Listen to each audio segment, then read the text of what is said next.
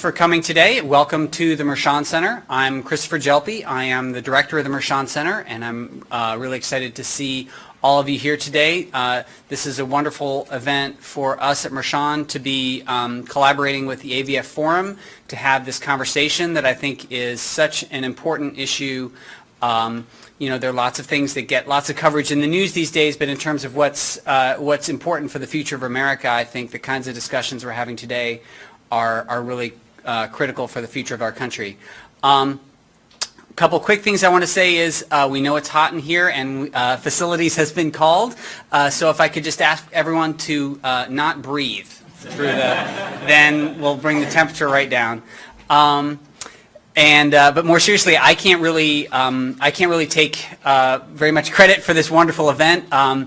This was on the schedule when I came into this position, and it's something that Rick Herman has worked together with General Dennis Laich to bring to us. So I'm just grateful to be a part of it. So with that, I will get out of your way by way of introducing our first speaker, which is Rick Herman, who is the former director of the Mershon Center and whose sort of wisdom and expertise I hopefully inherited in coming into this position. He has been both on the policy side of things and done a lot of academic work on American foreign policy, so he's a perfect person to lead us into this discussion. So please join me in welcoming Rick Herman. Thank you very much. Yeah, you might not know, Ralph Mershon was an inventor. He invented condensers, electronic condensers, a contemporary of Thomas Edison's. And his hope and his will was that at a major American university there would be a center of civilians studying military affairs. He was very much determined that the study of the military and national security questions should be a part of the everyday conversations on American university campuses. And the Mershon Center since 1967 has been trying to fulfill that role. And I'm proud to have been associated with it for a while. And this meeting, I'm especially proud to have been associated with it because I think it fits perfectly into the main wishes of Colonel Mershon and of Ohio State University, whose motto is education for citizenship. And I think what we're going to be talking about today is citizenship and what it expects of us and what role we should play. I've been working on this probably for a year. General Dennis Laich has been working on it for much longer than that, many years, and the people he's brought here who you're going to meet throughout the day have been working on it most of their lifetimes. And I'm just so grateful to General Laich and Captain Denny McWaters, I don't see, there he is, who have been just instrumental here in Columbus to make this happen. And have reached out to many of you who know those two, and you've agreed to come. The speakers later on, and I'm very appreciative of both the service you've given to the country, but your willingness to come here today. I'm also very grateful to Trevor Brown, who is the Dean of the John Glenn College of Public Affairs here on campus, who has been our co-conspirator from the beginning. Here at the Mershon Center, I wanted to point out Stephen Blaylock, who nothing at Mershon works without. And if you have problems, logistic or any other, Stephen is your first line of solution. I'm also very grateful to Kathy Becker. I know she's done a wonderful job advertising this not only on the campus, but all across the state. We've also had a student leadership group from the very beginning, and I won't take time to point them all out. But they've done a great job here, and something that I hope will really pay off throughout the day and this afternoon. As we began to talk about this will be the third, as I understand it, All Volunteer Force Forum. And one of the things we hope this forum achieves is some legs that come out of this that keep momentum going, not only among people my age, but more importantly, among people who are the students' age. They're the ones who will be serving in the military and actually become the citizen leaders going forward. So we've worked very hard to have the forum this time feature a number of speakers this morning, and I'm going to get off the stage soon and let them get started, who will impart some information. They'll give some points of view. They'll try to get us quickly up to speed on a fairly complex topic that's not on the frontal lobe of everyone and on the nightly news every night, but should be. And then we'll have a panel discussion amongst us, and then the afternoon, students, and we have almost 50 of them in working groups, are going to work in a forward-looking direction. I hope we, by the end of the morning, have a clear understanding of what the problem is. I'm very interested in now thinking about what solutions are.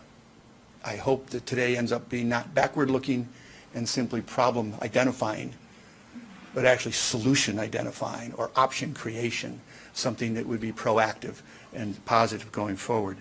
So this morning we're going to start with 3 talks. We're going to start with Professor Kathleen Bailey from the University of Kansas, who's written a book on the American Army and the U.S. military.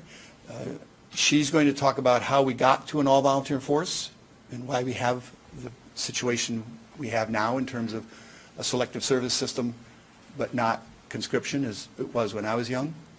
Then General Denny Laich is going to talk about the effectiveness of the all-volunteer force, its efficiency, its ability to sustain, and its military capability, and so on. He's also written a book on this subject. And then Francis Shen, a professor of law and political science at the University of Minnesota, who will talk about his book called The Casualty Gap, which will also drag us deep into the moral and the distributional costs and who pays them in America today, and try to generate our thinking in those directions. So without further ado, I'm going to get off the stage here and turn it over to Professor Bailey, who will give us, I think, an opening scene setter of how we got where we are.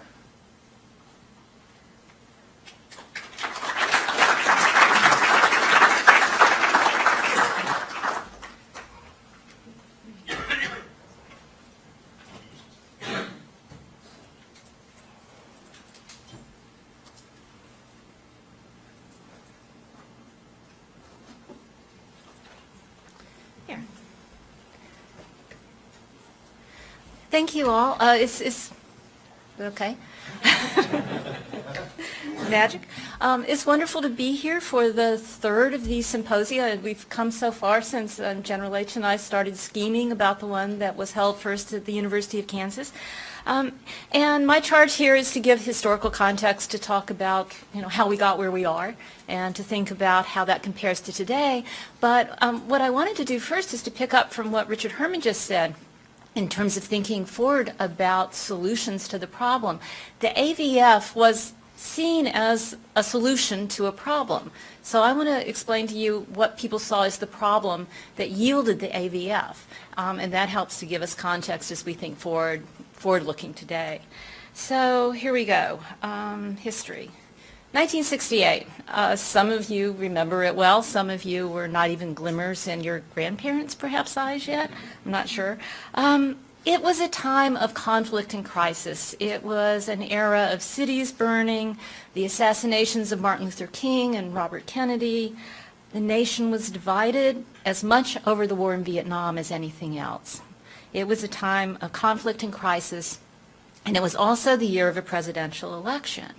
So, 1968, Richard Nixon is running for president as the Republican nominee, and about 2 weeks before Americans went to the polls, Richard Nixon goes on CBS Radio, a national radio show, and he called for an end to the draft.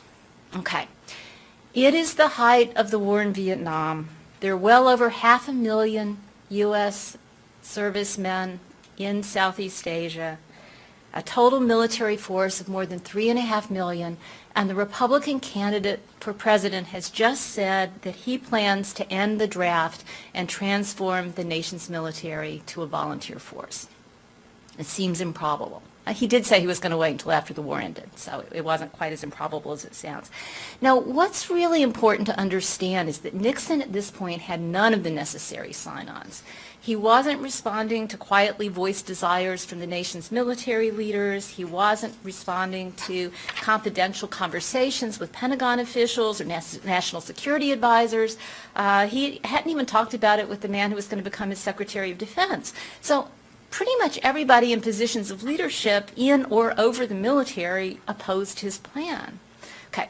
Normally, such an unvetted kind of campaign promise would have faded away after the election or maybe been doomed to a public embarrassing failure, maybe a politically managed death in committee. But that's not what happened. Even though it seemed in the midst of the war in Vietnam, the notion that the U.S. was going to be able to fill its military ranks with volunteers, it seemed highly improbable, even though the chair of the House Armed Services Committee repeatedly quipped that the only way that America was going to get a volunteer force was if it drafted one. Nonetheless, this is what happened. So how in the world did this happen? Okay, start with context. I'm a historian, historical context. What's important to see is that the draft, conscription, was an aberration in American society. This is important for the students, I think. It wasn't the volunteer force that was the aberration, it was conscription. The U.S. military had traditionally, in various forms, been a volunteer force. The state would turn to conscription during times of war. It wasn't until the Civil War that the federal government claimed the authority separate from the states to actually induct people into the Army. And the first draft announcement happened just days after more than 7,000 men were killed at Gettysburg, 4 times that number seriously wounded. And stories were circulating about battlefield amputations, about men left lying in filth in the battlefield, and people rioted. People rose up to burn New York City in an anti-draft riot. There was strong opposition to the draft during the Civil War. 38 officers in charge of conscription were assassinated and 60 more were wounded in assassination attempts. The draft was not easily imposed even during times of war. The first peacetime draft comes in 1940 when FDR, looking forward to the rapidly encroaching war in, at that point, Europe, begins to build up the U.S. military. And during World War II, even though we tend to really overestimate the shared sacrifice of the greatest generation, there was a sense that most people were sacrificing and most people were involved. The weight of the war was felt fairly broadly. But the key assumption The key assumption was that the United States, after the end of the war, would return to a volunteer force. But what happened is that the U.S. military didn't shrink as much as it had following previous wars because of the pressures of the Cold War and the new level of leadership that the United States took in the world. Conscription authority ended in March of 1947, but the Army needed to recruit 30 to 40,000, the Army alone, which is what I specialize in, 30 to 40,000 men a month during that period, from a nation that was tired of war and out of a vibrant civilian economy. So Congress reimposes the draft in 1948 because what was happening is that despite all sorts of efforts, though not huge bonuses, the military was only getting about 12,000 volunteers a month. It wasn't nearly close. And then the North Korean troops crossed the 38th parallel, and the rest, in many ways, is history. The draft remained.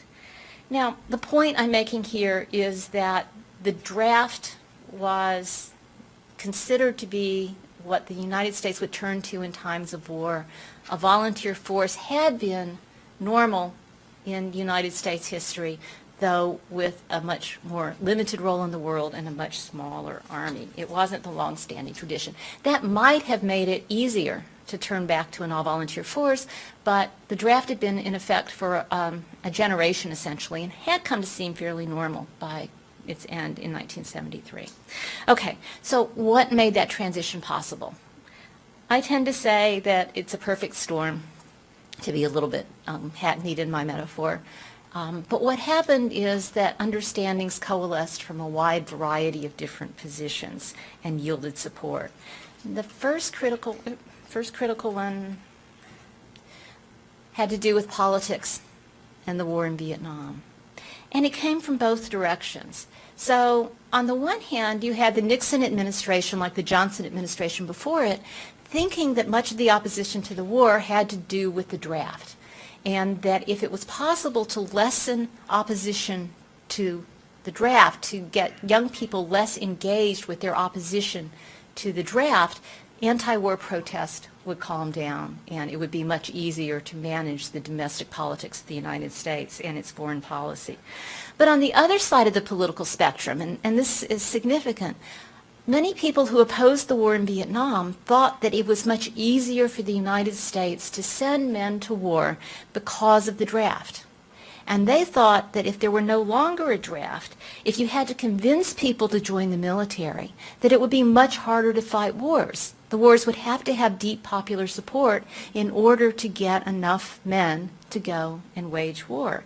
Could the all-volunteer force act as a brake on U.S. military adventurism? That was the question. Okay. The second piece of it was the unfairness of the draft. It had two pieces to it, really. In World War II, there was a really widespread belief that the draft, the conscription, had operated fairly. In 1942, 93% of Americans polled said that they thought that the conscription system worked fairly. And by 1945, May 1945, victory in Europe, still 79% of Americans believed that the draft was operating fairly. That's really pretty amazing. It wasn't so in Vietnam. When you look at Vietnam, there was a strong sense that there was racial unfairness, a justified sense. The death rate among African Americans at the beginning of the war was about 20% compared to an 11% population in the country. Through careful design, that was reduced down to a wartime average of 12.5%, which is still higher than proportional representation in the country, but it's better. But people were highly aware of that, both experientially and in terms of data that was published during the war. So there was a sense of racial unfairness. And even more than that, there was a sense of class unfairness. Why do some people have to go and fight and others don't? And it was because of a set of deferments that functioned in ways that were much more friendly to those people who had financial and socio-cultural resources. So people from middle and upper middle class families were much more able to get deferments because they had doctors who were more sympathetic. There were educational deferments, and that allowed those people who were going to college, usually funded by their families or themselves as opposed to by the state, to have deferments and not be called to serve. That worked against those people from working class or poorer backgrounds, and they served much more heavily in the war in Vietnam. If you're interested in that, an interesting book by a historian named Chris Appy, who looks at the working class war. That takes us to point number 3, and it's just simply numbers. It's demographics. The baby boom. I was proudly born at the height of the baby boom, the year that the most people were ever born into the United States per population. In 1964, there were 12 million men who were ages 19 to 25, and it was growing. The baby boom starts in 45. They're coming of age at the beginning of the Vietnam War. But even before that, because of the size of the military, there was an overabundance of men to serve. So if you have a draft and you don't need everybody, how you decide who is going to serve can be a highly charged issue. It wasn't so much in the 1950s because there was not that much at stake in terms of people being sent off to fight the war. But there were people who opposed having conscription continuing, and there were repeated proposals to get rid of it during the 50s. They said, we don't really need it. We're getting more or less enough volunteers. We can manage. But the way that people tried to manage this, the way that the selective service system thought about it, was through a process of channeling. How do we decide who will serve? Well, we'll decide what's going to best serve the national security needs of the country. And if we're thinking about the importance of science and technology, if we're thinking about the importance of a vibrant economy, we will exempt those people who are studying science and engineering in college. Pretty much will exempt people who go to college. We'll come up with a set of exemptions that will allow us to have a smaller pool that we're trying to draw from. The director of the Scientific Manpower Commission said really wholeheartedly that it was pretty easy to train a GI and replace a GI, but a physicist took a lot of time and money, and it was hard to replace a physicist. A very cold-hearted set of understandings, but that was the logic behind this set of deferments. Okay, but when the war in Vietnam begins and these deferments are in place, the stakes become much higher to those men who are facing conscription or not. Okay, then finally, we have a reason that is not at all tied specifically to the war in Vietnam. It's a group of free market economists, a group of people who are conservative libertarians in some ways, who question whether or not liberty is the key value in American society. And they say that the state should not be able to compel the service of an individual. And some also point out that there's a hidden tax involved. If you are forced by the state to spend 2 or more years of your life in service, you have lost that time in education, you've lost that time in building your career, you have lost that time in living your civilian life.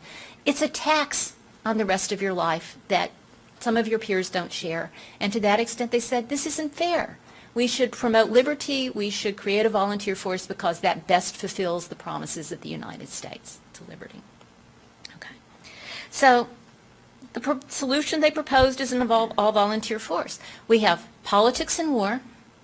It animates the left and the right and the center through different perspectives.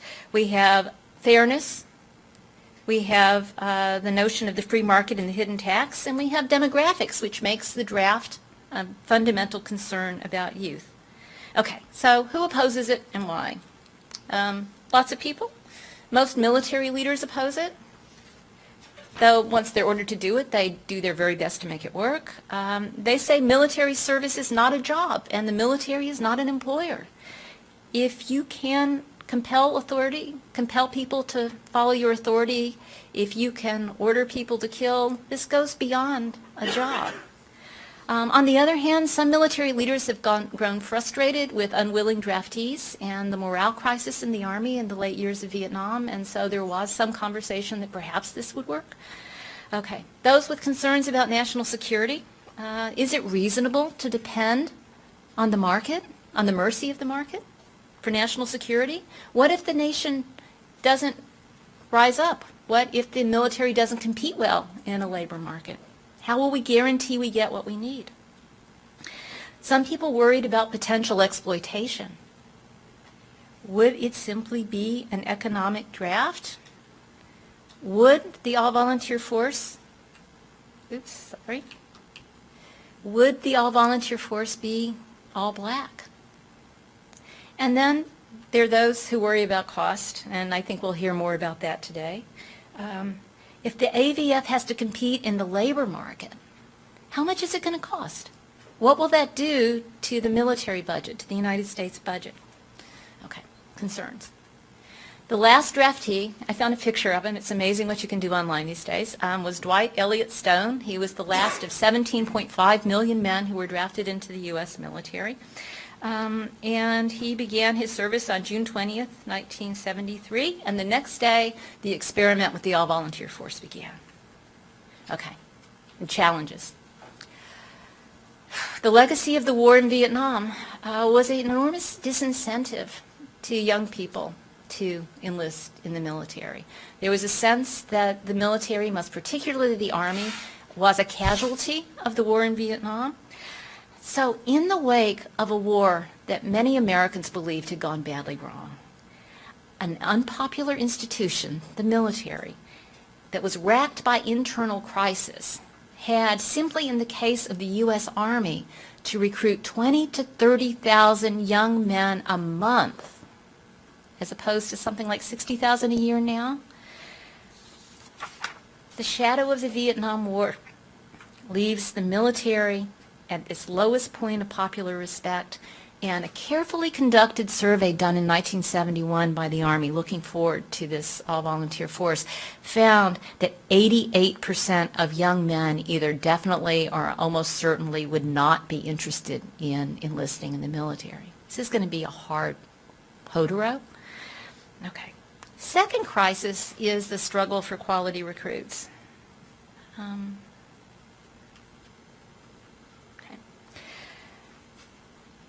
Few who had any other options at this point were really interested in joining the military, in the enlisted ranks of the U.S. military, in particular the Army, which was the least popular institution. So this shows the quality indicators of the force. I don't know if you can read this, but this is where you start to see the change. This is 1977, where you have something like what is this? 78%, no, 82% of people are scoring in below 20% on the entrance examination. That's frightening. That is a crisis of quality. What happens? Arguments over whether or not the AFQT score really means anything. It certainly made a difference in overall numbers in terms of how many people would complete their training, but does it mean anything individually? But what was also happening is that the test, the skills qualification test in 1978, as America's Free Press reported to the whole world, 90% of nuclear weapons maintenance specialists failed their qualifications test. 82% of Hawk surface-to-air missile crews failed their qualifications test. 89% of track vehicle maintenance mechanics failed their test. So the Army lowers the passing score on skills qualifications test from 80% to 60%. At Fort Benning, they discovered that 53% of the enlisted ranks read at 5th grade level or below. So they rewrote the training manuals from 11th grade level down to 7th and 8th grade level and started putting things into comic book form in order to communicate with a group of poorly educated young men. There was a continuing mismatch between a more and more technologically sophisticated military and the educational qualifications and capabilities of the young men who were joining the enlisted ranks at a time when military service was not popular. The next piece was that this service was not representative of the U.S. population. By 1974, 30% of non-prior service accessions were black, compared to 11% of the population. A high number of those men had poor education. These were the men who had the fewest options in the civilian labor market. They were the most likely to join. They didn't qualify for technical MOSs. They tended to be slotted into the infantry. There was a great deal of concern if there was another war about disproportionate casualty rates. Would we have a 30% casualty rate of African American men? It seemed a crisis, but there was no way to manage it with an all-volunteer force. And finally, we have the issue of cost. The estimate is that the shift to the all-volunteer force added about $3 billion a year to the military budget between 1973 and 1974. It's about $15 billion today. I'm sure someone later today will talk about the cost of the all-volunteer force currently, but those who worried about cost were definitely prescient. It was an enormous shift. Okay, a slight side note, because I care about this issue, and there are way too few women in this conversation. The move to a volunteer force jump-started the integration of women in significant roles into the U.S. military. I love this ad. It was much more forward-looking than most of them. But from 1971 to 1979, you see an enormous jump from 1.3% of the military enlisted ranks to 7.6%. The Army ended restrictions on all MOSs except for combat arms in 1972, but the military had also designated by position who could fill it, whether it was a male or a female or interchangeable. And there were only 1.5% of positions in the U.S. Army that were allowed for women in 1973 when the shift to the all-volunteer force came. Because of the shortage of men, it was necessary to think more creatively about how to use women in the force in non-traditional kinds of roles, and also to bolster the number of women who were recruited. Okay. By the end of the 1970s, there was a really widespread notion in conversation that the volunteer force had failed, for all the reasons I told you. So why didn't it? I mean, it could have been a brief experiment. It would have been easy enough to go back to the draft. We did go back to draft registration in 1979. Why did it last? Okay.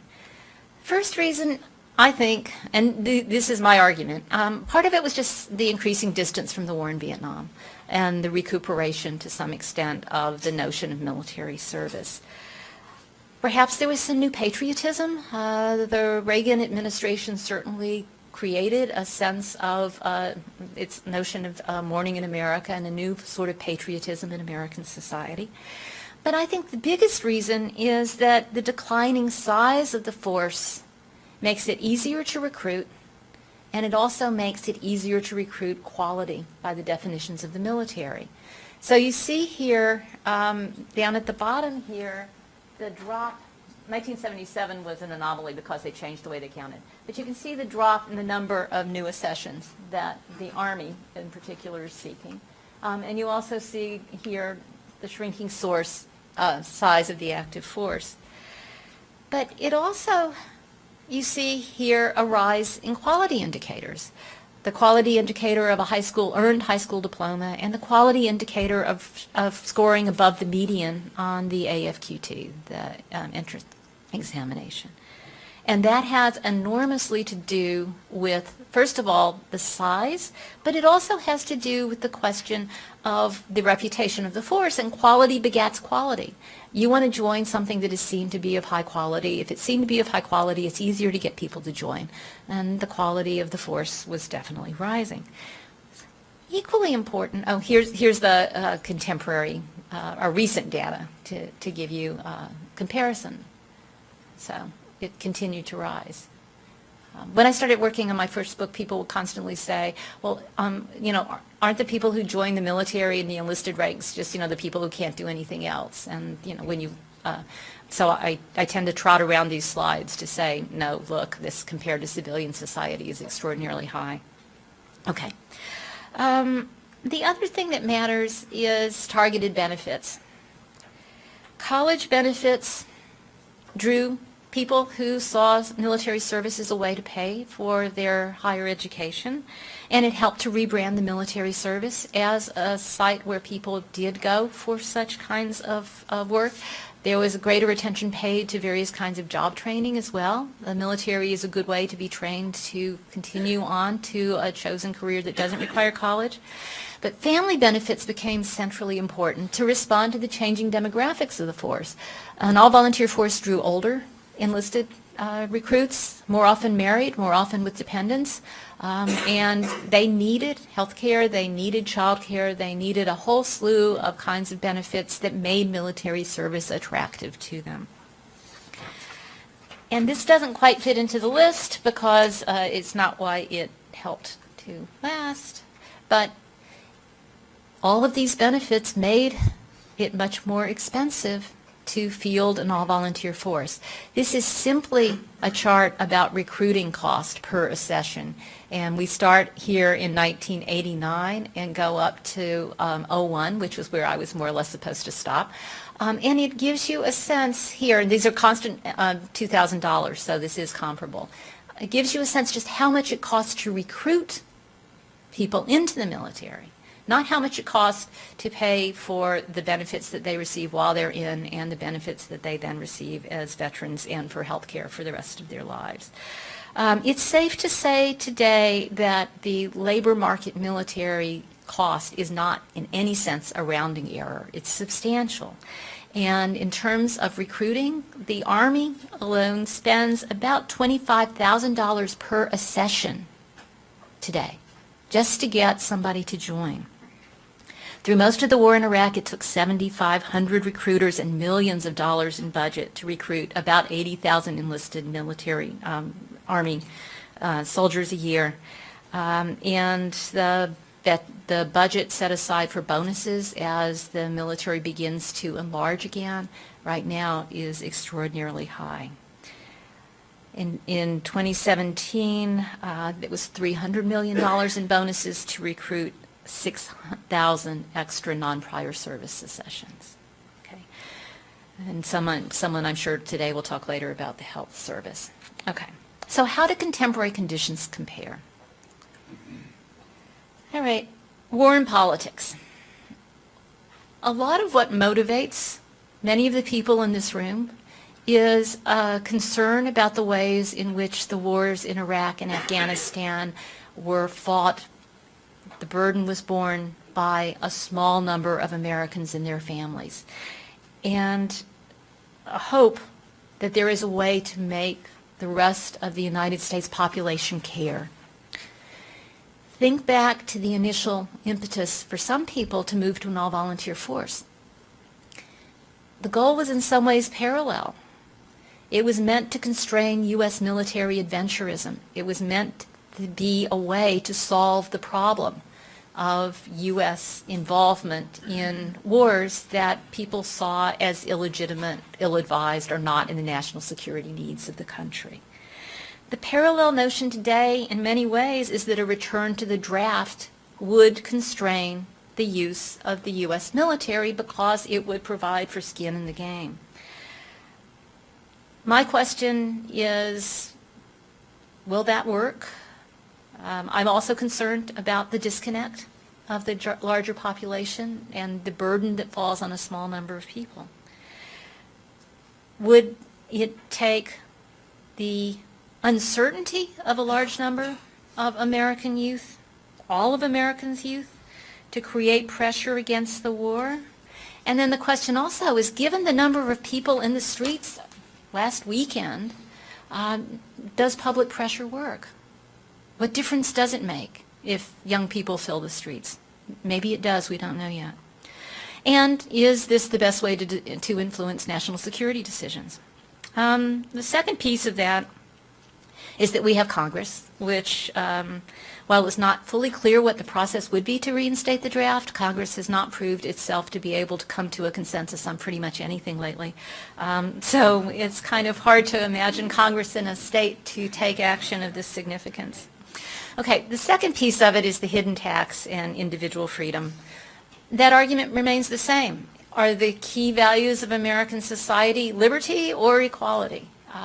We could argue in many ways. Those who say that it's liberty believe that in times of national threat, Americans out of patriotism would come forward to defend their nation. One hopes. I'm not positive. And then the question of fairness. Fairness is pretty much impossible unless we conscript virtually everybody who is of age and capacity to serve. The current system is unfair. A small number of Americans bear a burden that is extreme, and with redeployments that has been further increased. Would a return to the draft solve that problem? This is a chart of service during the Vietnam War. 60% of young men did not serve in the military, almost all of them legitimately. 30% of young men served, but not in Vietnam, and 10% served in Vietnam, with a portion of those in combat. That is extraordinarily high compared to what it looks like today. I didn't type every single one of those individually. I cut and pasted. I'm comparing the civilian population ages 18 to 24 in 2015 with the number of active component non-prior service enlisted accessions to the military. It's 0.8%. It's a tiny number. And oops, that's men. The Supreme Court decision that women don't have to register for the draft was based on the fact that women don't serve in combat. That's no longer true. Women may now serve in combat. So the fundamental basis for that decision will be questioned if the draft is reinstated. So this is what it looks like. There's no way for that to seem fair to any of those 130,000 dots up there, because they will be serving while an enormous number of their peers don't.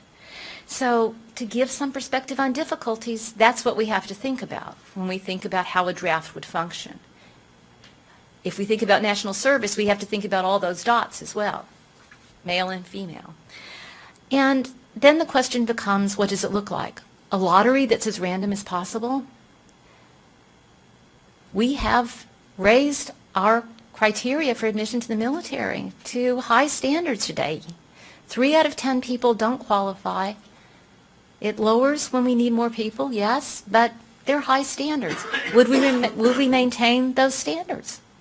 Or, for something much more fair, would we make it as random as possible and lower standards so more people could bear the possibility of serving?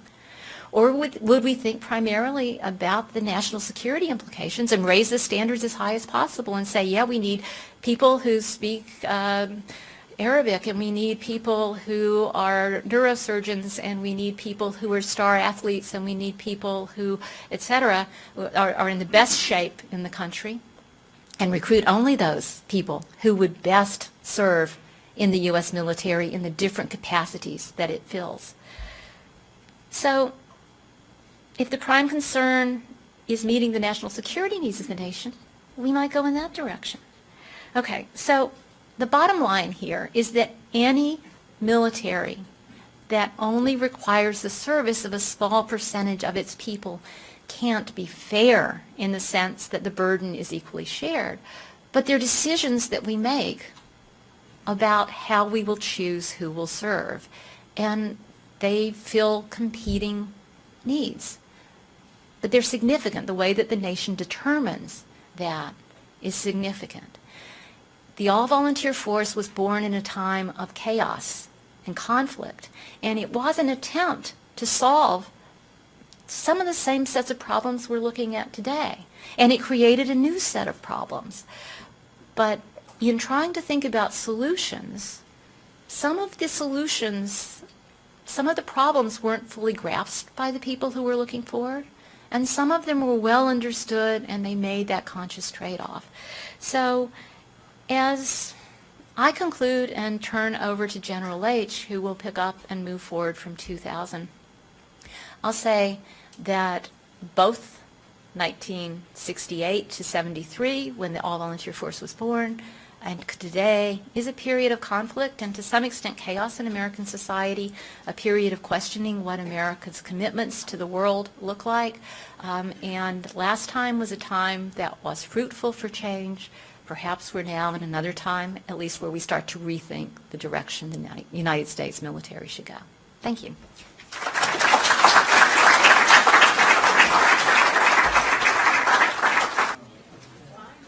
Okay, I think the furniture movement is complete. I'm Major General Dennis Laich, United States Army, retired, and I will not do a PowerPoint. In 2006, when I retired from the military, one of the great bits of humor in the Pentagon was death by PowerPoint. And I resolved at that point never to give a PowerPoint presentation again. So with that, I'd like to begin by pointing out that 330 million Americans lay claim to rights, liberties, and security that not a single one of them is obligated to protect and defend. This obligation is exercised primarily by the United States military. The same military is viewed by citizens in general, and the way it's manned in particular, through a lens of fear, apathy, ignorance, and guilt, which leads to an all-volunteer force today that in my judgment is unfair, inefficient, and unsustainable, and contributes to the civil-military gap and the militarization of U.S. foreign policy. This is an issue that impacts not only national defense, but also the social fabric of our democracy. The AVF was never really tested until 2001 with America's response to the attacks of 9/11, and we've learned a great deal about the all-volunteer force since then. The all-volunteer force is unfair because it's structured to draw disproportionately from the third and fourth socioeconomic quintiles of our population. The fifth quintile is often disqualified because of high school dropout or police record. The first quintile, and to some extent the second, has received a blanket exemption from military service as they have a rich set of alternatives to take advantage of. Enlistment bonuses, and Professor Bailey spoke about enlistment bonuses, are a key piece of this disproportionate attraction to lower socioeconomic classes. Professor Bailey spoke primarily of the African American issue and the unfairness, but I believe it's broader than that in terms of lower socioeconomic classes that include both not only African Americans but also Caucasians. Today, a young man or woman walking the streets of Columbus can be enticed to join the military not for $5,000 or $10,000, but $40,000. And I will submit to you that in this area that we're most familiar with, $40,000 means one thing in Loudonville and Chillicothe. It means altogether another in Bexley. No offense to anyone from Bexley. I don't begrudge anyone these payments. I don't begrudge anyone these payments at all. But you have to ask, if it's an all-volunteer force, why do we have to pay somebody this amount of money to quote-unquote volunteer? Throughout our history, the lower socioeconomic classes of our nation have borne the burden of the risks and sacrifices of military service. The all-volunteer force normalizes and legitimizes this inequality of sacrifice and mocks fairness. The AVF is inefficient because it's unable to expand quickly or efficiently to meet the changing manpower requirements of the nation's defense. We can't absorb and attract people quickly to meet the changing demands that we have in the military. As a result, in the early 2000s, America was faced with too much war in Iraq and Afghanistan and not enough warriors. Rather than turning to conscription as the Gates Commission recommended, decision makers in Washington implemented other measures. Among them, multiple deployments. The policy up to that time was that there would be 2 years of recovery or dwell time for each year in combat. From 2001 on until about 2008, it was 1-to-1, and in some cases less than 1-to-1. In 2010, 31% of those in the Army serving in Iraq and Afghanistan were on their second tour. 12% were on their third tour, and 4% were on their fourth tour or more. Stop loss. Title 10 of the U.S. Code says that the President can require anyone that he considers to be essential to national security to remain in the military. What this meant is that for a U.S. service member at the height of the wars, when they were scheduled to be discharged from the military, if their unit was to be deployed to Iraq or Afghanistan within 90 days of the date of their discharge, they were required to remain in the military, deploy with their unit, stay the year in Iraq or Afghanistan, and only be discharged when they returned to the continental United States. Since 2002, more than 120,000 service members were subject to this backdoor draft. Non-citizens serving. Most people are surprised to learn that there are between 27 and 33,000 non-citizens serving in the U.S. military at any one time. We recruit 8,000 non-citizens a year, and the reason that they serve primarily is that the prospect of citizenship is laid before them. So they are willing to do to protect these rights, liberties, and securities on behalf of 330 million people that at the time they incur that obligation, they don't have the right to demand. Bonuses. Professor Bailey talked about bonuses a little bit. In 2008, we spent $611 million on enlistment bonuses. $611 million. Even last year, when we're not having the large numbers of personnel in Iraq and Afghanistan, we spent $424 million in bonuses. These are bonuses paid to people who have no military skills, nothing that they bring in terms of other than flesh and breath to their service, but we paid $424 million last year. In 2007, at the height of the wars in Iraq and Afghanistan, 70% of those who enlisted in the Army received a bonus. The average bonus was $18,000. Re-enlistment bonuses also skyrocketed to compensate for the shortcomings of the AVF. Re-enlistment bonuses in 2000, and I focus a lot on this, the difference between 2000 and 2008 and 2012 because it shows the effect of the wars and the compensation that was made in changes in policy and the effect of the wars in Iraq and Afghanistan, the first true test of the all-volunteer force.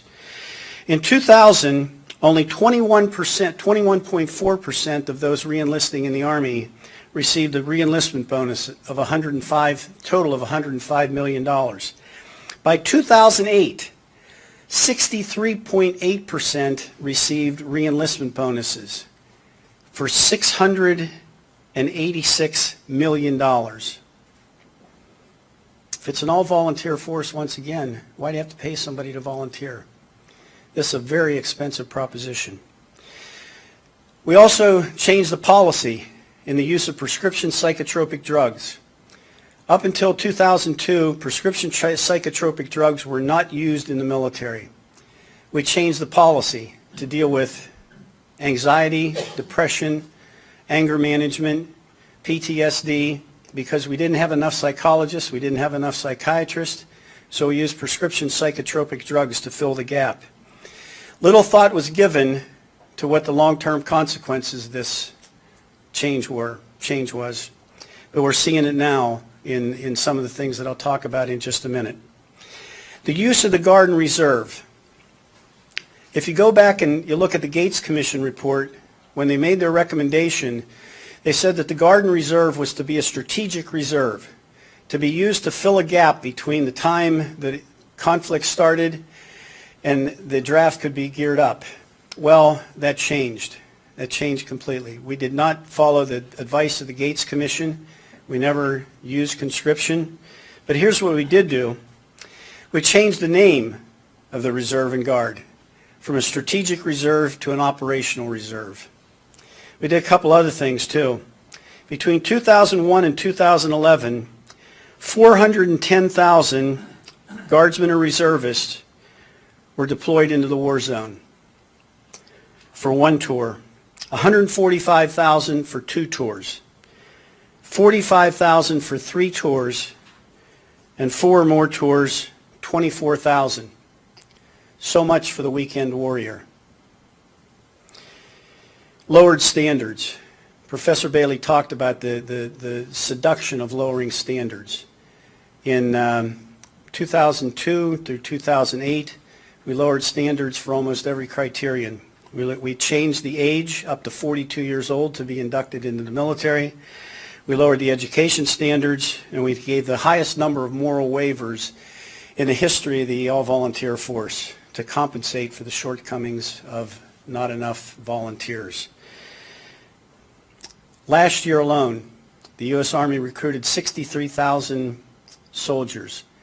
1% of them were Cat 4s. For those of you who are not familiar with the Cat 4 designation, it was an anathema during Vietnam. And the Cat 4s are those who score less than 31 on the ASVAB.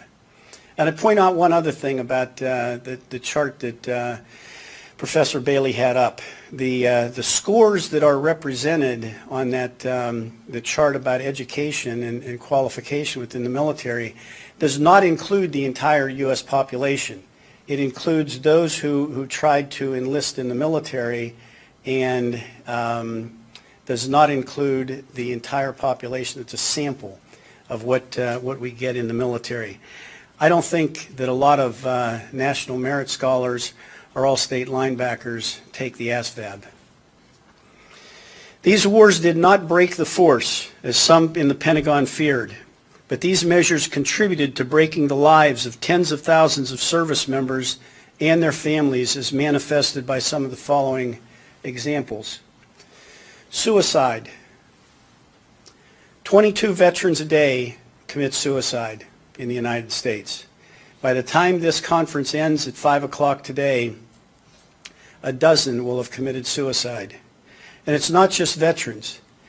In the active component, between 2001 and 2012, suicides increased threefold. Think about that. What would happen in the broader society if we had a threefold increase in suicides across the entire population? We would consider that a crisis. For those serving in the military and their families, it was a crisis. PTSD, the signature wound of the wars in Iraq and Afghanistan. Most estimates are that 20 to 30% of those who served in Iraq and Afghanistan will experience PTSD. The tragedy, the additional tragedy, is that only 50% will receive adequate health care to deal with the PTSD. And it's not just the VA or the military that's guilty or that causes that. It's also that there's a stigma involved in getting treatment, getting appropriate treatment. Veteran homelessness. It's better now, but historically we've had a problem with veterans homelessness. It was exacerbated during the wars in Iraq and Afghanistan, and 10% of the population of the U.S. are veterans, but yet 25% of the homeless population of the United States are veterans. In 2012, on any night between 130,000 and 200,000 veterans are homeless in America. At any point during the year, or at some point during the year, 400,000 will be homeless. We patronizingly refer to many of those who serve as heroes. It's very difficult in a democracy like ours to put heroes and homeless in the same sentence. Veteran unemployment. Veteran unemployment has improved a bit, but in 2012 and 2013, in the 18 to 24% per year age group, unemployment for veterans was 50% higher than those of non-veterans. Drug and alcohol abuse continues to be a problem. It's always been somewhat of a problem in the military. For those of us who have served, we know it. But it's been exacerbated by the use of prescription psychotropic drugs and now the use of drugs in the VA. It's a crutch to deal with PTSD and other issues that come out of the effects of multiple deployments in a difficult war. Domestic violence. When we talk about families in the military, those who serve as a family. There are huge sacrifices that were made by the family. Listen to these statistics that will give you some sense. Domestic violence between 2001 and 2011 for military families rose 85%. Child abuse rose 44%. In 2010, 19% of military spouses were in counseling for stress, family, or marital issues. If we had this kind of statistic in the society as a whole, we would consider it a crisis. Once again, it was a crisis, but not for America, but for the military and those who served. The last one is the VA backlog. All of us have seen the issues with the VA. The VA basically gives very good medical service, but the problem with the VA is getting into the system.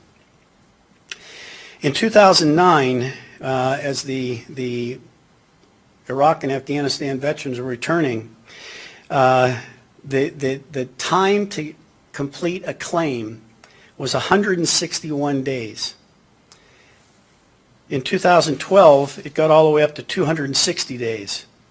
How would you like to deal with your insurance company and have 260 days be the benchmark for resolving a claim, while at the same time you're suffering from PTSD or some other issue that needs medical attention?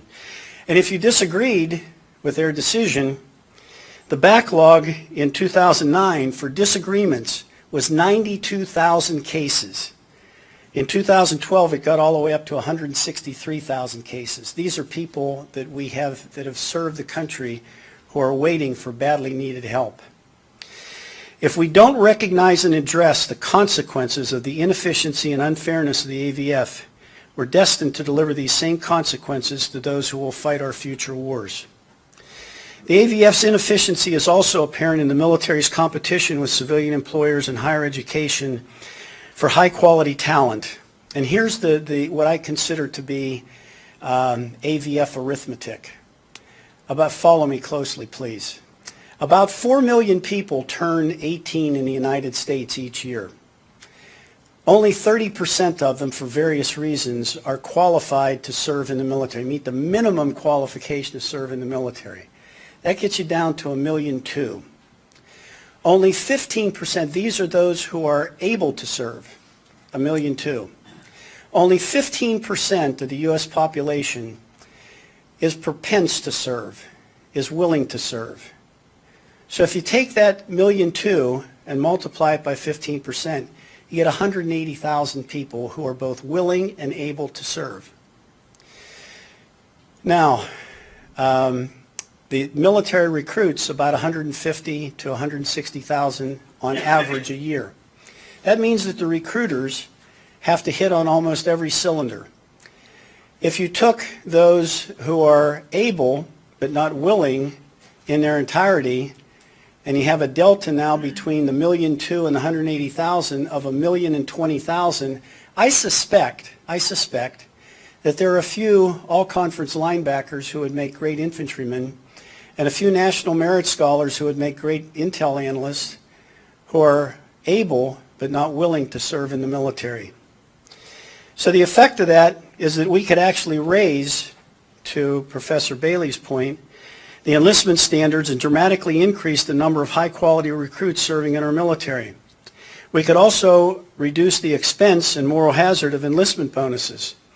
The Pentagon has surrendered, and we as Americans have endorsed it, the most effective source of competitive advantage in enlisting high-quality talent to our nation's military, conscription. The unsustainability or the sustainability of the AVF was questioned early in its existence. In 1969, the Gates Commission, charged by President Nixon, and this is interesting, the charge that the President gave the Gates Commission was, quote, to develop a plan for eliminating conscription and moving toward an all-volunteer force, unquote. And lo and behold, they reached a unanimous decision to do exactly that. The Commission's final report noted a number of objections to its recommendation. One of the principal objections was that the AVF would be very expensive, so expensive that the nation could not afford it. The Commission discounted this objection by emphasizing economic costs of manning the force rather than budget costs. Fast forward 4 decades. Secretary of Defense Leon Panetta stated in 2012 that, quote, the escalating growth in personnel costs must be confronted. This is an area of the budget that has grown by nearly 90% since 2001. So from 2001 to 2011, personnel costs grew by 90%, and this comes from the Secretary of Defense. In July 2012, the Center for Strategic and Budgetary Assessment stated that, quote, over the past decade, the cost per person in the active duty force increased by 46%. This is critical now. The quote continues, if personnel costs continue to grow at that rate and the overall defense budget remains flat with inflation, military personnel costs will consume the entire defense budget by 2039. The unique costs of the AVF are driven by the fact that the Pentagon must match or exceed civilian pay rates to attract civilian enlistees. to include these unprecedented bonuses. The force is older and more likely to be married with dependents, all of whom are granted free high-quality medical and dental care.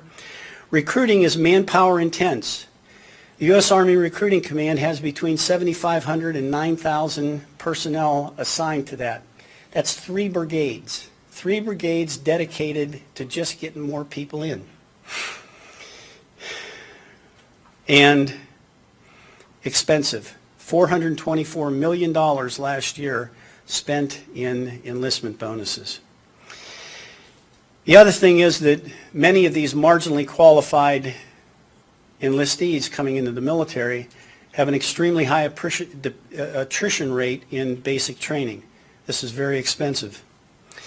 So personnel costs compete for resources in the DoD budget with readiness, procurement, research and development, and modernization, and the defense budget competes with domestic programs and rising interest costs for a nation already $20 trillion in debt. To sustain the AVF, given this, the U.S. will likely have to choose among rising taxes, borrowing more, reducing the size of the force, or significantly reducing pay and benefits, or at least their rate of growth, and risk reducing enlistments and re-enlistments.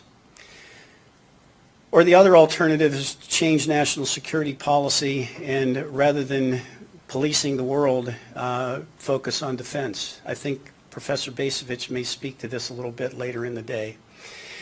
But this is a real issue. This is a reality that we're faced with. The Center for Budgetary Assessment released a study last week or the week before that says that by 2028, interest on the national debt will be $1 trillion a year.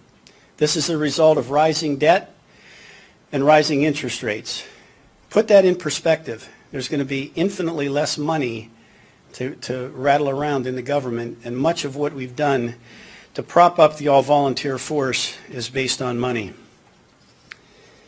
The all-volunteer force also contributes to the civil-military gap, the disconnect between the military and the democracy it defends, because it makes military service a spectator sport for the majority of Americans, while for those who serve it's blood sport, and also for their families.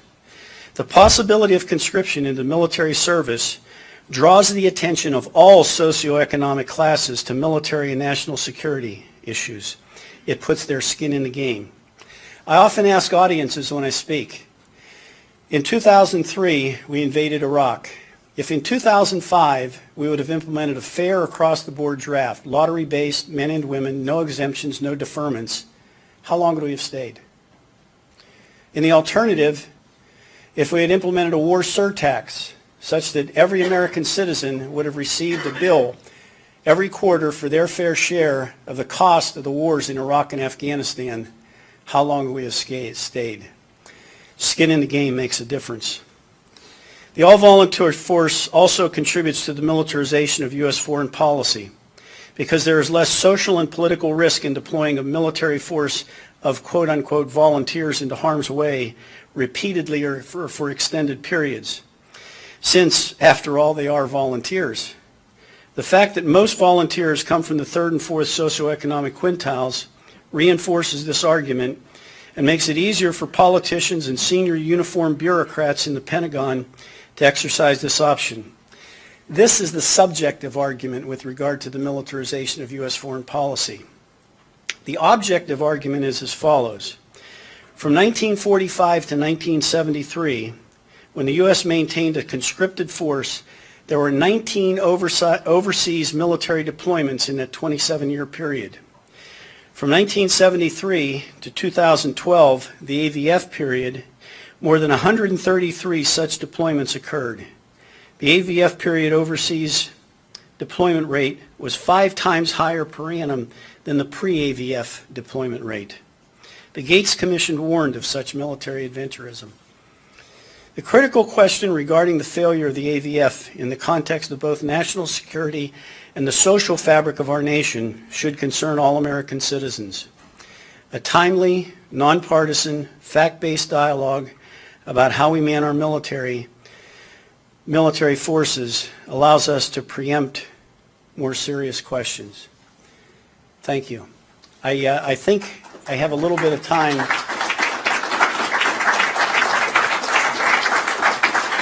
Thank you. Well, I think I have a little bit of time. Can I entertain one or two questions if the students have any? This is for the students only who will be in the barrel this afternoon. But if any students have questions, I'd be happy to entertain them. Okay. Thank you.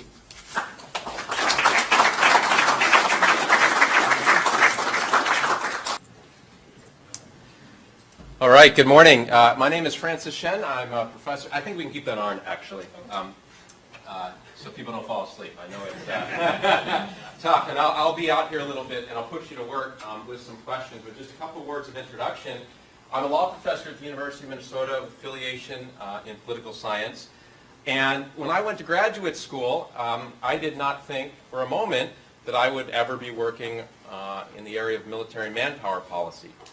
But the first day of my graduate program was September 11th, 2001. I remember very vividly walking to our first orientation meeting, and I had my radio on. I listened every morning to a show that's broadcast out of New York, and you can figure out the rest. But what happened is that my roommate and I want to give him a lot of credit because he's my co-author on everything that I present today. Doug Kreiner and I have worked on it together. He's a full professor at Penn State, very distinguished. And we would sit in the evening, as our graduate program was going on, and watch the events unfold in Iraq.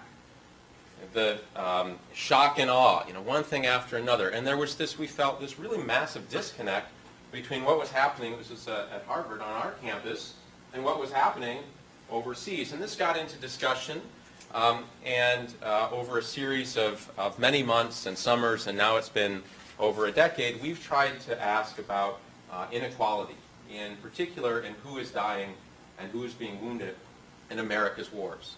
I said I'd put you to work, and I will. Here's a question. Thinking about the American soldiers who have died fighting in Iraq and Afghanistan, what parts of the United States do you think they are coming from? You got three choices. Option A, more casualties are coming from poorer, less educated parts of the country. Option B, more casualties are coming from richer, more educated parts of the country. Or option C, about the same, not a significant difference in the share of casualties. We don't have a clicker system, but we have hands, so let's clap. If you think the answer is A, clap. Okay, if you think the answer is B, clap. If you think the answer is C, clap. Okay, so I start here because when Doug and I said we were grad students, we were writing this thing, we were so excited, and we got this book proposal together, and we're just midway through our graduate program, and we presented it, and the very first question we got from this, potential publisher was, it wasn't even a question, he just was a statement, said, this is ridiculous because everybody knows it's a rich man's war, a poor man's fight. We've known that since the Civil War. Professor Bailey gave us a wonderful history. So everyone knows there's inequality. And that led us to ask the American public. We did a full nationally representative survey, and we asked this very same question to a nationally representative sample of the American public, and we've done it more than once, and this is the response we get. And that's the right answer, but only about 44%, a little under half, answer correctly as you did. Almost half, the rest are kind of in between or don't know or don't answer, believe that there is shared sacrifice. Now, part of this may be how you define shared sacrifice, how you interpret the question, but it is the case that about half of our country, right now, if you ask them, would not have clapped the way you did. And that is a big motivation for a lot of our work as well. We don't think it's a given conclusion that everyone just knows that there might be inequality. And that's why I start there. I'm going to try and address 5 questions kind of quickly, but if there are questions afterwards about the details, we can talk about them. One is really this data. Is there evidence that there's a socioeconomic casualty gap in the all-volunteer force? Second, just looking back, has there always been this casualty gap? Third, is there also a wounded gap? And it's not just who's dying, but who is coming home wounded, especially, as I'll show some data, in the modern wars in Iraq and Afghanistan. What are the consequences? In particular, we focused on the political consequences, as have others, and Professor Gelpi amongst others. What are the consequences of the casualty gap? And then what, if anything, should we do? I'll say the least about number 5, because that's really, I think, the task for the rest of the day, but I want to lead up to it. So, number 1, what's the evidence? This was the subject of a book we published in 2010 called The Casualty Gap. And in that book, we mined a lot of data, too much data for me to kind of walk through, but let me give you the highlights. Our basic approach, because we don't have individual level data on individual soldiers, but for every soldier who dies, we can get the home of record. And we tied that home of record to that county. And we then looked at the demographics of the county, the education level, the income level, a whole bunch of other things. We run these statistical models with a bunch of controls for other things that might explain the differences. We did additional analysis going down for those who work with census data. There's a county, then within that there's the place, and even below that there's the block level. For some of the data we really spent a lot of time and tried to, via Google searches and Ancestry.com, figure out on what block does this soldier hail from. One thing to note for the, a lot of your political scientists, there's an ecological validity problem. It could be that in every case, it was the richest person on the block and the richest people in that poor county who served. We've got good evidence to suggest, I think, that that's not the case, but that's the caveat. And we ran these correlations to look at what the data showed. And this is one of the graphs. This is showing in Iraq and Afghanistan here on the right, the difference in the median income levels between the low casualty communities and the high casualty communities. And I'll show the data in a second on the historical data. But you can see that there's a difference. Oh, excuse me, wrong button. There's a difference. That the low casualty communities have this higher income and vice versa. And our statistical analysis confirms that. Same with education. This is another way to look at it. This is, I think, the graph that I like the most. We broke things up into deciles. General Laich talked about quintiles, quartiles. We looked at deciles. And this is the distribution of, and this is actually fatal casualties in Iraq and Afghanistan, above and below equal distribution. So if every decile contributed the same, it'd just be a flat line. But the richer you get, the lower you get, less than 10%. And by and large, the poorer you get, with an important exception. When you're really at the end of the education spectrum, or the income spectrum, those counties supply fewer soldiers, and fewer soldiers who die hail from those counties, I think in large part for the reasons you mentioned, because of qualification challenges. There are lots of other graphs similar to that, lots of other statistical models, the bottom line of which there is a statistically significant relationship between the socio-demographics of the socioeconomic profile of the counties where individuals are coming from and amongst those who die, i.e., we see this socioeconomic casualty gap. We try to control for a lot of things. So I think the answer there is clearly yes. I think the answer to the next question is more complicated. Has there always been a casualty gap? We tried to run the same model. Casualty data is available back through World War II to the county level. So again, we correlated. We looked at the county level. We ran all these models. There are about 3,000 counties in the United States. And we did it for Korea, Vietnam, and World War II, and tried to run the same model for each of these wars to see if we get the same results. And the statistical model's kind of hard to see on a screen, so I'll just show you the graphs. This is the same graph I saw. This is, right, so Iraq, going back in Vietnam, you see a change. You see a change in Korea as well. In World War II, however, there's a different story, and the statistical analysis suggests that there is not a significant relationship between the education level or the income level of the county and its casualty rate. I think that has largely to do with just the massively different mobilization that characterized World War II. But so our view is that we argue in the book that it's not the case that there's always been a casualty gap, though there has been, starting in Korea, getting a little bit wider in Vietnam, getting larger still in Iraq and Afghanistan. Which has interesting implications for a consideration of the AVF, because on one hand, there was a casualty gap distribution, unequal distribution before the AVF. There's one afterwards. We did look at one thing. We took advantage of the fact that during the Vietnam War, the draft was ended, and so we tried to look to see if this essentially natural experiment, this exogenous shock, caused any difference.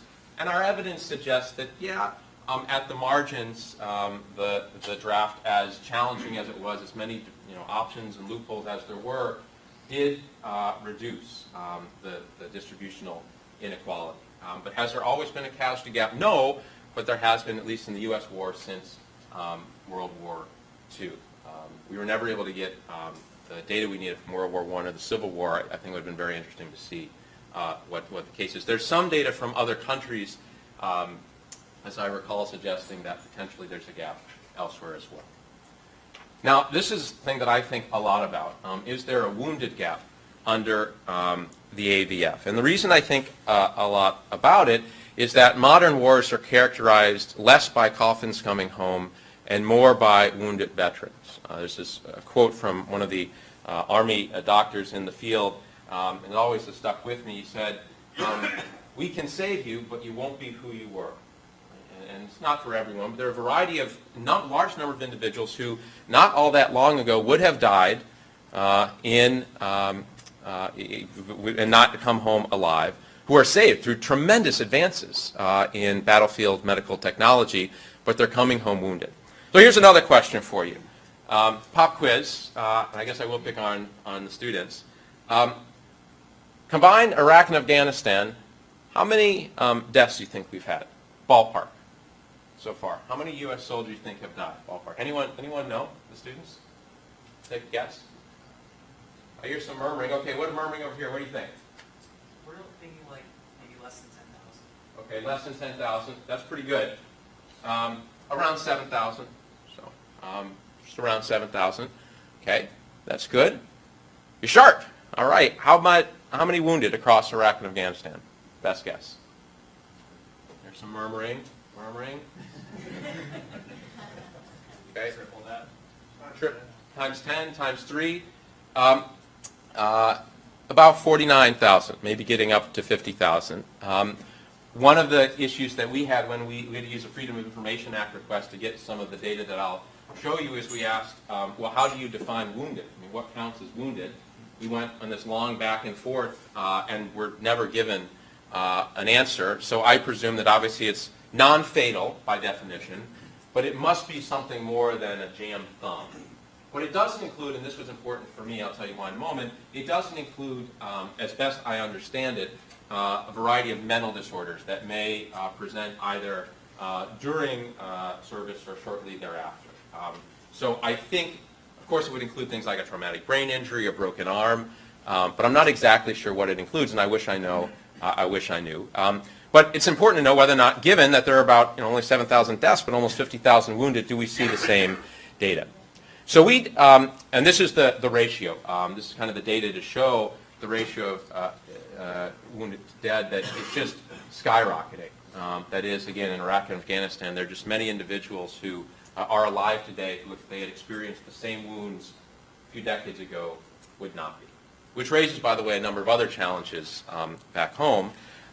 We explored this in a piece called Invisible Inequality to America's Military Sacrifice, and without going, again, belaboring all the data, let me just kind of give you our conclusions. We ran the same models, only now our variable of interest was the wounded per capita rate rather than deaths per capita, but counting wounded per capita. We ran an identical model and found roughly the same thing. In a moment, I'm going to tell you why they're not exactly the same in terms of political consequences, but in terms of the distribution, we found the same thing. We argue that this is routinely overlooked for a variety of reasons. And we also argued that there's a way in which there's a vicious cycle or an additional obstacle, especially for those dealing with mental health issues. And the reason, and this is the work I do outside of this, is I look at the intersection of neuroscience and law. Everything having to do with the brain. So I, for instance, work in areas like veterans law, returning veterans, running in the criminal justice system, addiction, mental health. And it's not just PTSD, and it's not just traumatic brain injury. It's a variety. It's substance use disorder. It's a number of things. And for a variety of these mental disorders, both for civilian and veteran populations, context matters for whether or not one is able to overcome. This is just citing not our studies, but other studies that we cited. It's been found that soldiers who return to stronger support environments may fare better than peers who don't. Social support can help to prevent the onset and then can help to reduce the symptoms of PTSD. So stronger social networks matter. The incidence of depression is correlated with education level and rank, and substance abuse suggested, this is a study with veterans, may be exacerbated by low income status. So the casualty gap is problematic, because the fatal casualty gap is problematic for, I think, for a variety of reasons. But when someone comes back, it doesn't matter where that coffin goes to, right? They're dead. It does matter when you come back, when your brain circuitry is miswired, because the brain's rewiring, its successful path forward depends not just on what drugs one takes, but on that social network. And we just heard about the lack of social network that so many are coming back to. And that contributes to, I think, the suicide rates as well. So that's part of the inequality. So is there a wounded gap under the AVF? I think the answer is yes. We don't have good historical data, but there's strong anecdotal and circumstantial evidence to suggest the same sort of gap exists, I think, for Vietnam veterans, but we don't know for sure. So what are the political consequences of this gap? Does it matter? And I'll raise some questions in a little bit about does it matter ethically, but just does this have effects? And in political science, there's a long literature, and we've contributed some to it, but it's much broader, that's examined the effect of casualties on a variety of political and policy outcomes. And there are sort of multiple mechanisms by which this might work. The most traditional mechanism is that when you see the cost of war, the human cost of war in your community, you are theorized, and the evidence, I think, suggests, are more likely to vote out and be angry at and the individuals in office who just contributed to, in your view, this human cost of war. Broadly speaking, the more we see the human cost of war, the more likely it is that there might be resistance either to that particular foreign policy or in general to military adventurism. And the lack of internalization of cost, which we've heard now from the first two speakers, would suggest if you're in a lower casualty community, yeah, people are dying, people are getting wounded, but you don't see it. You're insulated from it. And to the extent that you're insulated from it, you may be less likely to voice some of those political views. And so what a number of political scientists have done, have tested that theory in just a variety of different elections and different ways to see if some of those results hold. And there's, I think, good evidence for the following. And these are some of our articles on the topic, but there are a lot of others, including, Professor Gelpi's wonderful book with Peter Fever. And I think it's fair to say that both observational and experimental data suggest that higher casualty rates may, not always, but may have the following effects: lower trust in government, reduced support for incumbent politicians who supported the war, and also reduced support for both current and future military missions. And there used to be discussion, I don't know, those who are in the circles now can tell me if it's still the case, of a Dover test, that a military expedition had to pass the Dover test, meaning when the media would cover the soldiers' caskets coming back through Dover, we had to withstand that, right? The goals of the operation had to be sufficiently important that the American public would be willing to endure the human cost for that sacrifice. Again, to the extent that the costs are hidden, maybe this effect isn't seen. And so I think it does matter whether a community is high or low casualty in its response. Our most provocative argument on this front has to do with the 2016 election. This is the Politico article of the SSRN has our full paper. I just want to take a few minutes to explain what we argue. Our argument, based on the theories that I just mentioned to you, started with the observation that there has been a differential experience across the country in the wars in Iraq and Afghanistan. Some parts of the country have felt that war more closely because they or their loved ones or someone in their high school or in their social network has died, and some parts of the country have been virtually completely insulated. Trump offered an interesting example in 2016 because, maybe despite what's happened since, in the rhetoric of his campaign, he emphasized he was all over the place, but at times and regularly emphasized his disdain for the war in Iraq and his interest in bringing troops home. So here's the start of this article, and then I'll show you the data. We said, imagine a country continuously at war for nearly 2 decades. Imagine that the wars were supported by both Democrats and Republicans. Continue to imagine that the country fighting these wars relied only on a small group of citizens, a group so small that those who served in theater constituted less than 1% of the nation's population, while those who died or were wounded in battle comprised far less than 1/10 of 1% of the nation's population. And finally, imagine that these soldiers, their families, friends, and neighbors felt that their sacrifice and needs had long been ignored by both parties' politicians in Washington. Would voters in these harder-hit communities get angry? And would they seize an opportunity to express that anger at both political parties? So that's our question.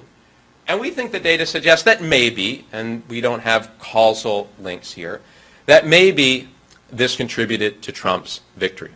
How do we analyze this? We looked at the difference in vote share between Mitt Romney in 2012 and Trump at the county level. We then looked to see, controlling for a whole bunch of other factors that you say might explain, like education levels, that might explain the difference between whether you voted for Trump or Romney.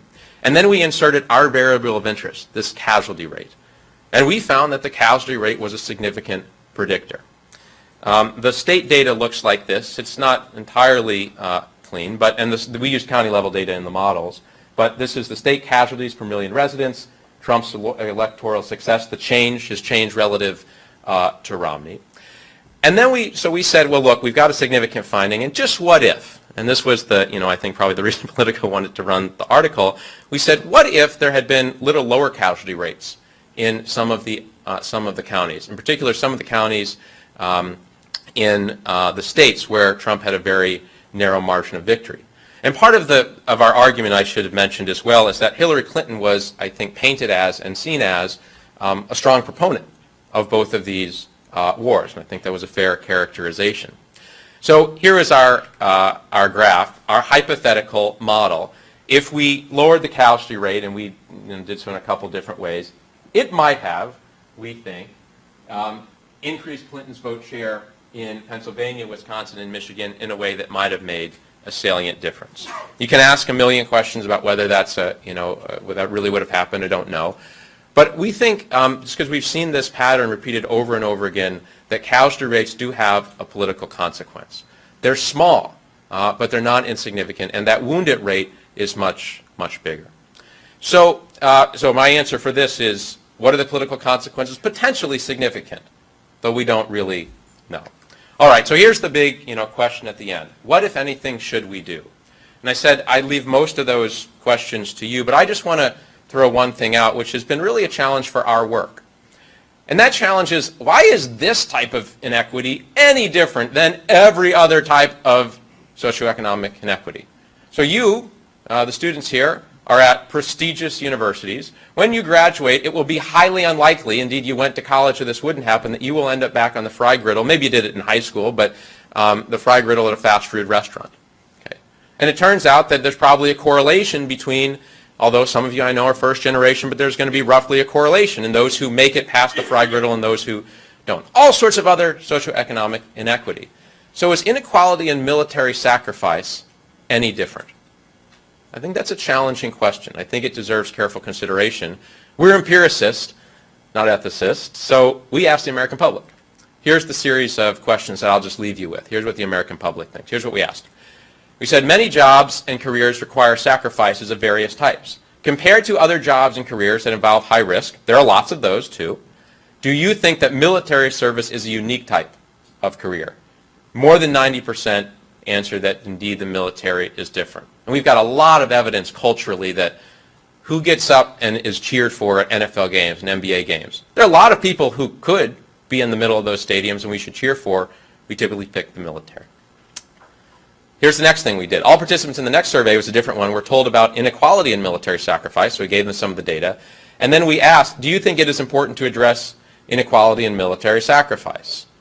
Vast majority. I think about 70%. There it is. 82% replied yes. But then we asked, again, the more challenging question, which is we followed up and said, well, wait a second.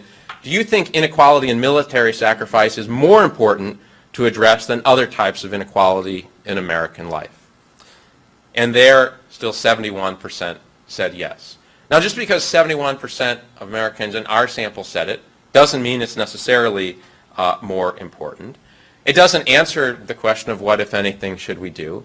But I think it at least lays the groundwork for the possibility that this type of inequality in who is dying and who is being wounded fighting in foreign lands for our safety and security, that it might be a special type of question, a special type of inequality question. Beyond that, I'm not exactly sure what we should do. We've been debating it actually, our group, at dinner last night, at breakfast this morning, and the van ride over. But what I am convinced we should do is what we're doing here, and I want to thank Ohio State for hosting, and General Laich and everyone who's put this together, because we need to discuss these issues critically, thoughtfully, and it's great that so many of you are willing to do that. So thank you, and I think I hit the time for our break.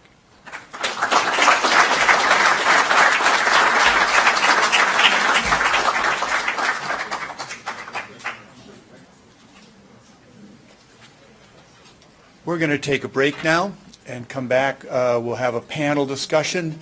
I think there'll be one more talk over the lunch hour, but from now on we'll move into a much more conversational mode. We'll have some of us sort of digest what we've just been listening to and start into an interactive format. But go ahead, get some coffee, get some Danish if there's any left. The restrooms are across the atrium, and we'll see you around 10:25 or so.